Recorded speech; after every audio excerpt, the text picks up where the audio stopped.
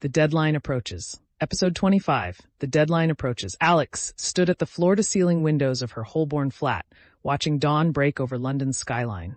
The city was waking. Delivery trucks rumbling through empty streets, early commuters emerging from tube stations, lights flickering on in office towers. Somewhere out there, Victoria Hartwell was watching too, waiting for Alex's response to her impossible ultimatum. 42 hours remained. Behind her, Marcus stirred in the bedroom. Neither of them had slept more than an hour, their minds racing through scenarios, each more terrifying than the last.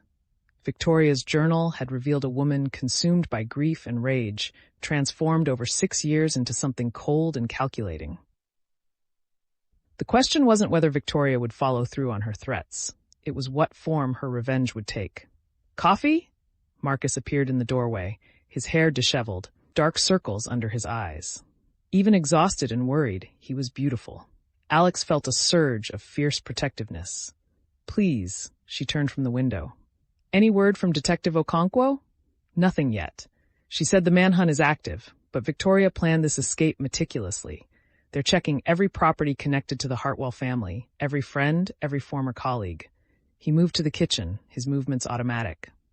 Sophie texted, she and Natasha are coming over at 8. Alex glanced at her phone, 6:47 a.m., Wednesday morning.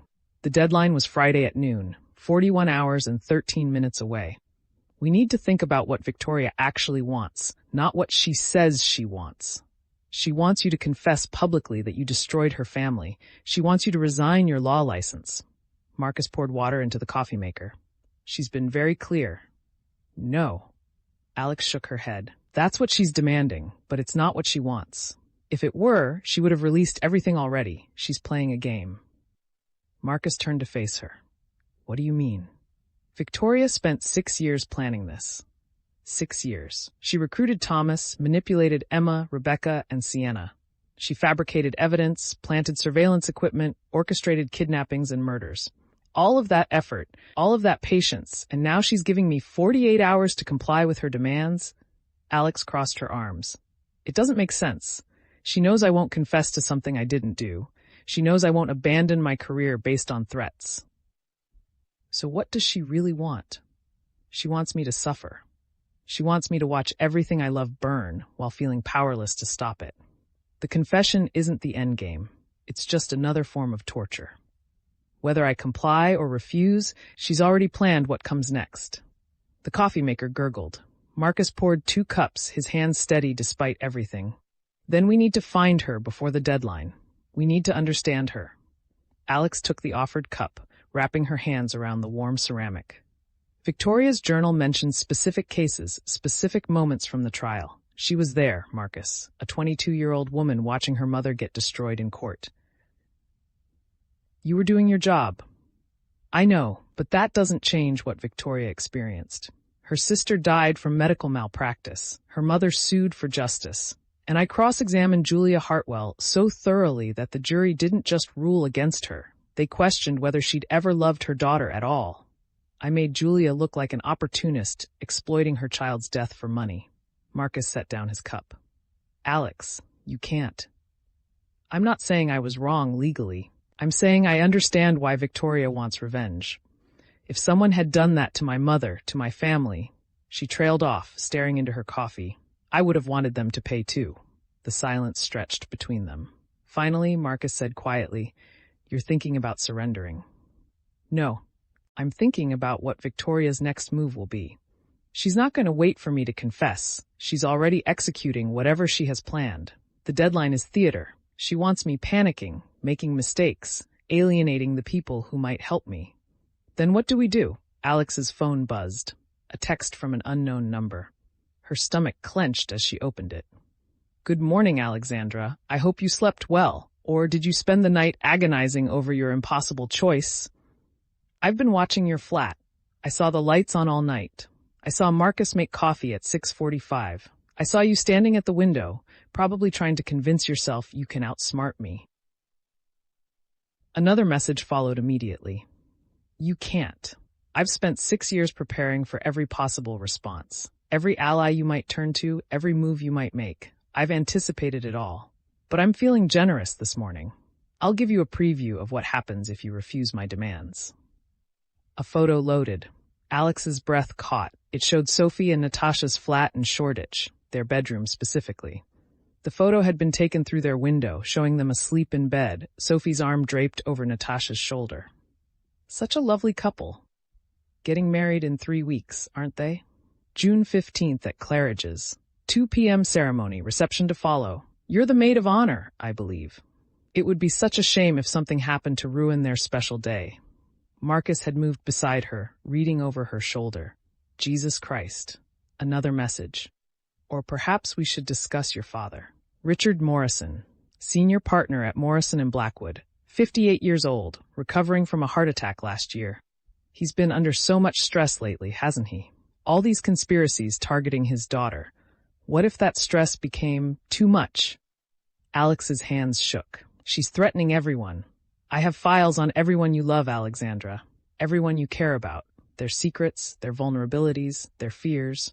When you refuse my demands, and we both know you will, because you're too proud to surrender, I'll release everything. Not just the fabricated evidence, real secrets. Things that will destroy careers, relationships, lives. Sophie's gambling problem?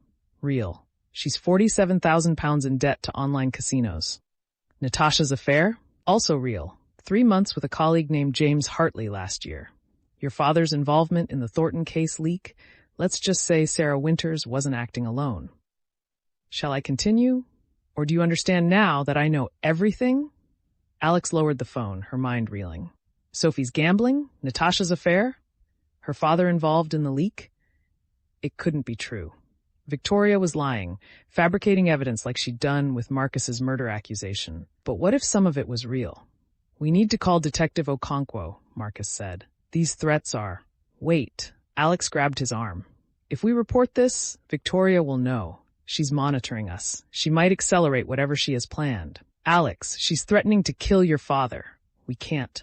A knock at the door made them both freeze. Alex checked her phone. 7:23 a.m. Too early for Sophie and Natasha. She moved toward the door cautiously, peering through the peephole. Detective Sarah Okonkwo stood in the hallway, her expression grim. Alex opened the door. Detective? We need to talk, now. Okonkwo stepped inside, her gaze sweeping the flat. Have you received any communication from Victoria Hartwell in the last hour? Yes. Threatening messages about my friends and family. She's escalating faster than we anticipated. Okonkwo pulled out her tablet. At 6:15 this morning, someone accessed the Morrison & Blackwood Chambers security system remotely. They disabled the alarms and cameras for exactly 7 minutes. When the system came back online, we found this. She showed them a photo. Alex's office at Chambers had been vandalized. Red paint splashed across her desk, her case files scattered, and on the wall behind her chair, spray painted in dripping letters. 39 hours. She's counting down, Alex whispered. There's more. Okonkwo swiped to another image. This was left on your desk. A photograph showed a much younger Victoria Hartwell, maybe 16 or 17, standing beside an older woman who must have been Julia. They were at some kind of celebration, both smiling, Victoria's arm around her mother's shoulders. On the back of the photo, someone had written in neat script, "Before you destroyed her. Before you destroyed us all." Victoria wants you to remember what you took from her, Okonkwo said. She's making this personal in a way we haven't seen before. The vandalism, the countdown, the photo. She's building towards something. What about the manhunt? Marcus asked. Have you found anything? We've traced her movements to a property in Rotherhithe, an old warehouse converted to flats. She was there until approximately 4 a.m., but by the time our team arrived, she'd gone. We're analyzing security footage from the area now. Alex's phone buzzed again. Another message from Victoria. Did you enjoy your visit from Detective Okonkwo? I saw her arrive 12 minutes ago. Black Audi, registration LV67DPK. She's working so hard to find me. It's almost touching. But she won't. I've stayed hidden for 6 years while planning this. You think I'd let a few police officers catch me now? 39 hours, Alexandra. Then everyone learns the truth about what you really are. Okonkwo's phone rang. She answered, listened, her expression darkening. When? I see. Send me the details. She hung up. We have a problem. Someone just posted a video online, an anonymous account, uploaded 20 minutes ago. It's already been viewed 50,000 times. What video? Alex asked, though dread was already coiling in her stomach. Footage from the Hartwell trial, 3 years ago. It shows you cross-examining Julia Hartwell. Someone edited it to focus on the moments when Julia broke down crying, when she couldn't answer your questions, when the jury started looking at her with suspicion instead of sympathy. The video is titled, "Barrister Destroys Grieving Mother in Court." Okonkwo's jaw tightened. The comments are brutal. People are calling for your disbarment. Some are calling for worse. Marcus moved to his laptop, pulling up the video. Alex watched over his shoulder as a younger version of herself, hair pulled back severely, expression cold and professional, systematically dismantled Julia Hartwell's testimony. Out of context, without understanding the legal strategy or the full case, it looked cruel, calculated, heartless. "Mrs. Hartwell, isn't it true that you waited 6 months after your daughter's death to file this lawsuit?" Her recorded voice was sharp, precise. "I was grieving," Julia's voice cracked. "I couldn't." "Isn't it also true that during those 6 months you consulted with 3 different solicitors about the potential value of a malpractice claim?" "I needed to know." "Yes or no, Mrs. Hartwell? Did you consult with 3 different solicitors?" "Yes, and isn't it true that one of those solicitors advised you the claim was worth potentially £500,000? The video cut to Julia crying on the stand, to the jury's skeptical expressions, to Alex's cold, satisfied nod. Then it ended with text overlaid on a freeze frame of Julia's devastated face. Julia Hartwell committed suicide 2 months after this trial. Her daughter Victoria watched this happen. Remember that when you see Alexandra Morrison celebrated as a brilliant barrister. 50,000 views, Marcus said quietly, in 20 minutes. "It's going viral," Okonkwo confirmed. "Victoria planned this perfectly. She's destroying your reputation before the deadline even expires. By Friday, you'll be unemployable regardless of whether you confess." Alex felt numb. This was what Victoria had meant about making her pay. Not just legal consequences or career damage, public humiliation, social destruction.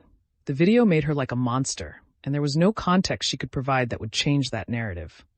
People wanted villains. Victoria had just given them one. "We need to take this down," Marcus said.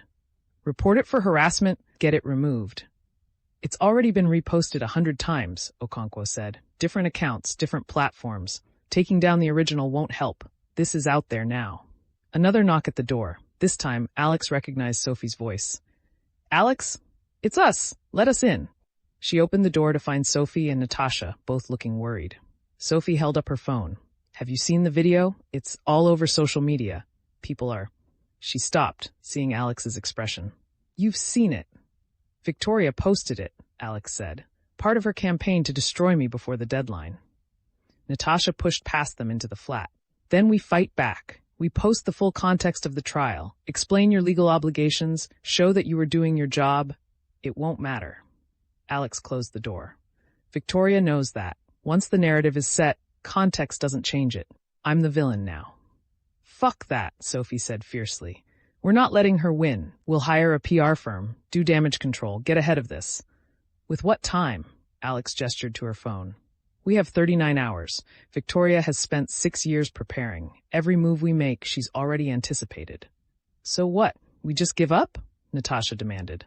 "Let her destroy you?" "No." Alex took a breath, forcing herself to think clearly. "We stop reacting and start anticipating. Victoria has a plan for these 39 hours. We need to figure out what it is." Okonkwo nodded approvingly.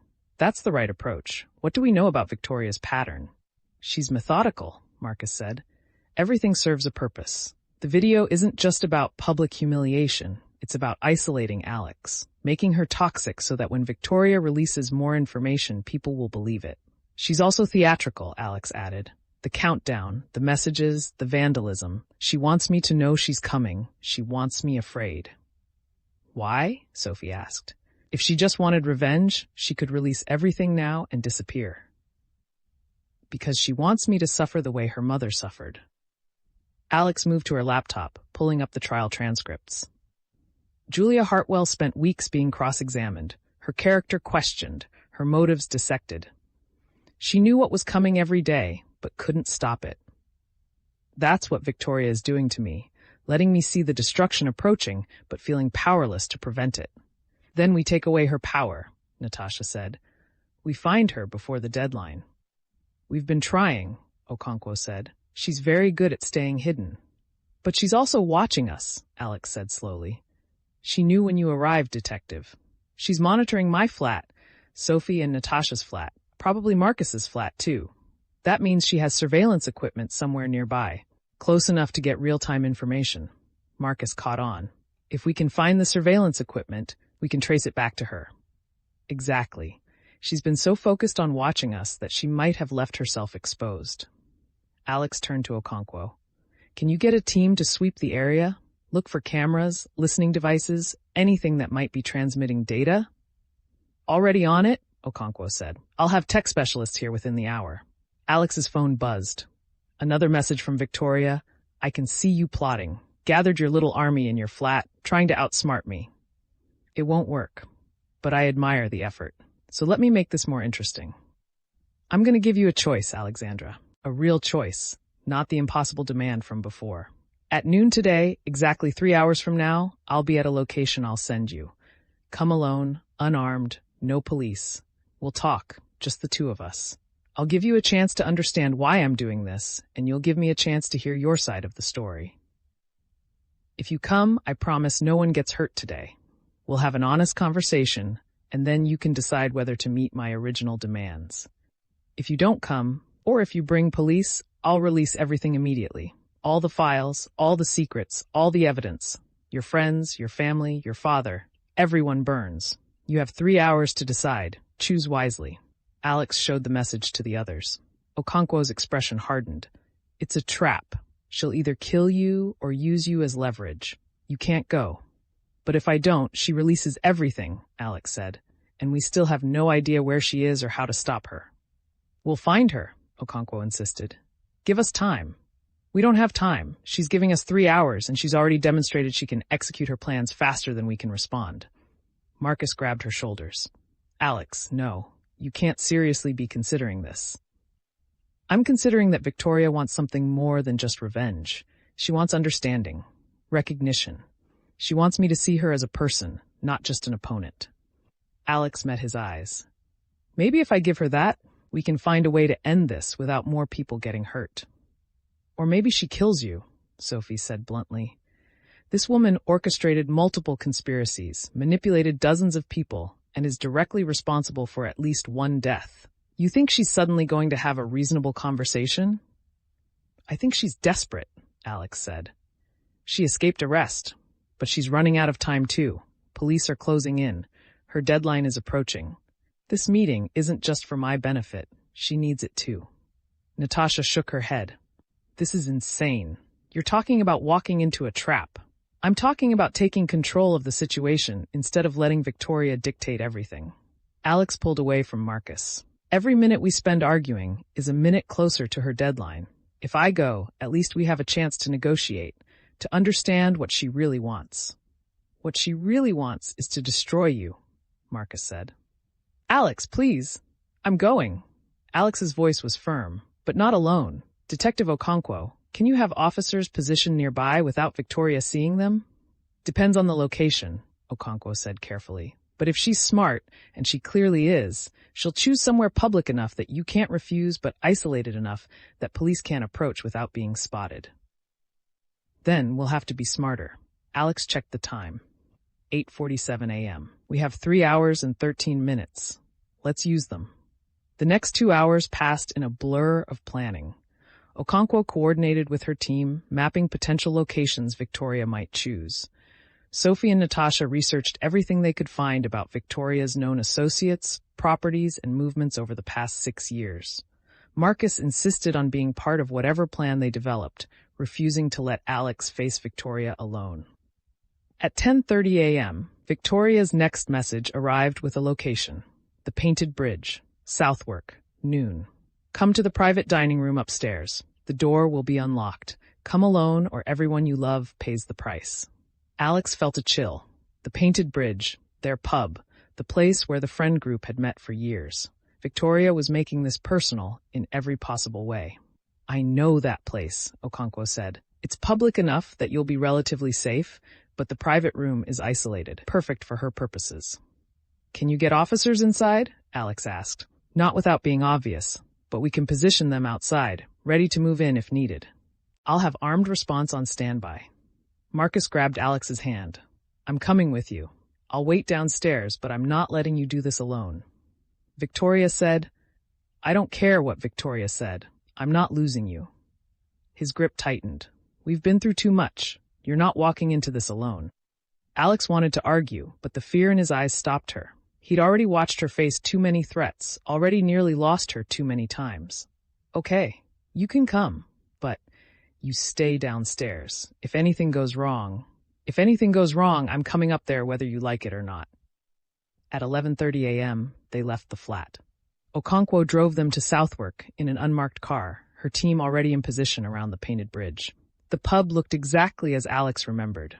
Weathered brick, hanging flower baskets, the painted wooden sign swinging gently in the breeze. How many Sunday afternoons had they spent here? How many celebrations, commiserations, ordinary moments of friendship? Now it was the setting for a confrontation that could end everything. They entered at 11:55 a.m. The pub was moderately busy with the lunch crowd, no one paying them particular attention. Marcus squeezed Alex's hand once, then moved to a corner table where he could watch the stairs. Okonkwo remained outside, coordinating with her team. Alex climbed the stairs alone. The private dining room was at the end of the hall, its door slightly ajar. She pushed it open. Victoria Hartwell sat at the head of the table, looking exactly like her photograph. Dark hair pulled back, pale skin, eyes that held 6 years of rage and grief. She wore a simple black dress, no jewelry, no makeup. She looked tired, human, broken. Alexandra. Victoria's voice was steady. Thank you for coming. Please sit. Alex remained standing. You wanted to talk, so talk. Sit, please. Victoria gestured to the chair across from her. I'm not going to hurt you. Not yet anyway. I promised you a conversation, and I keep my promises. Slowly, Alex sat. The room felt too quiet, too intimate. Why here? Why the painted bridge? Because I've been watching you for 6 years. I know this place matters to you. I know you and your friends have history here. I wanted you to remember what you have, what you stand to lose, while we talk about what I lost. Your mother. My sister, my entire family, my future. Victoria's hands were folded on the table, perfectly still. Do you remember the trial, Alexandra? Do you remember Julia Hartwell? Yes. Do you remember what you said to her? How you made her look like a greedy opportunist exploiting her daughter's death? I remember doing my job, defending my client. Your job. Victoria's laugh was bitter. That's all it was to you. A job, another case, another victory for the brilliant Alexandra Morrison. You never thought about the woman you destroyed. You never considered that she'd lost her daughter and was desperate for someone to acknowledge that the hospital's negligence killed her. You never wondered what would happen to her after you won. Alex met her gaze. I thought about it. After, when I learned she'd committed suicide. After, Victoria leaned forward. After it was too late. After she'd spent 2 months being publicly humiliated, financially ruined, emotionally devastated. After she'd written me a letter explaining that she couldn't live with the shame of what you'd done to her. After she'd swallowed a bottle of pills and never woke up. I'm sorry. Are you? Victoria's eyes blazed. Or are you just sorry that your victory had consequences? Are you sorry that the woman you destroyed had a daughter who watched it happen? Are you sorry that your brilliant legal career is built on the broken lives of people like my mother? Alex took a breath. I'm sorry that your mother suffered. I'm sorry that she felt so hopeless that suicide seemed like her only option. I'm sorry that you lost her. But Victoria, I didn't kill your sister. The hospital's negligence did, and I didn't kill your mother. Her grief and depression did. You made it worse. Victoria's voice cracked. You took a grieving mother and made her look like a villain.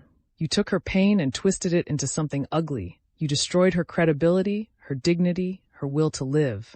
And then you walked away to celebrate your victory while she fell apart. I know. Alex's voice was quiet. I know I did, and I've thought about it every day since I learned what happened to her. I've questioned whether I was too harsh, too aggressive, too focused on winning. I've wondered if there was a way to defend my client without destroying yours. And what did you conclude? That I don't know. Maybe there was. Maybe I could have been less brutal and still won the case. Maybe I let my ambition override my compassion. Or maybe I did what was necessary to defend my client, and the consequences were tragic but inevitable. Alex spread her hands. I don't have a good answer, Victoria. I wish I did. Victoria stared at her for a long moment. Then she reached into her bag and pulled out a laptop. I'm going to show you something. The files I threatened to release. I want you to see what I have before you decide whether to meet my demands. She opened the laptop, turned it to face Alex. The screen showed a folder containing hundreds of files, documents, photos, videos, recordings. Victoria clicked on one at random. It showed Sophie at an online casino site, placing increasingly desperate bets, her face tense and drawn. Your friend Sophie has been gambling for 2 years, Victoria said. She's £47,000 in debt. She's been hiding it from Natasha, from everyone. If this gets out, it could destroy their relationship. Another file, a video of Natasha kissing a man in a darkened office. Natasha had a 3-month affair last year. His name is James Hartley. No relation to me, just a coincidence. She ended it, but she never told Sophie, if Sophie sees this. Another file. Documents showing financial transfers between Richard Morrison's personal account and an offshore account belonging to Patricia Ashworth's firm. Your father was involved in the Thornton case leak. Not directly, but he facilitated it. He thought he was helping the firm, but what he actually did was obstruct justice. If this evidence reaches the Bar Standards Board, Alex felt sick. How did you get all this? 6 years of surveillance, 6 years of patience, 6 years of collecting every piece of information I could find about you and everyone you love. Victoria closed the laptop. I have files on everyone, Alexandra. Marcus's past relationships, Thomas's financial crimes, Emma's psychiatric records, Rebecca's stalking history. I know everything. Then why haven't you released it? Because I wanted you to understand first. I wanted you to see what you stand to lose. I wanted you to feel the same helplessness my mother felt when you destroyed her in court. Victoria's expression was eerily calm.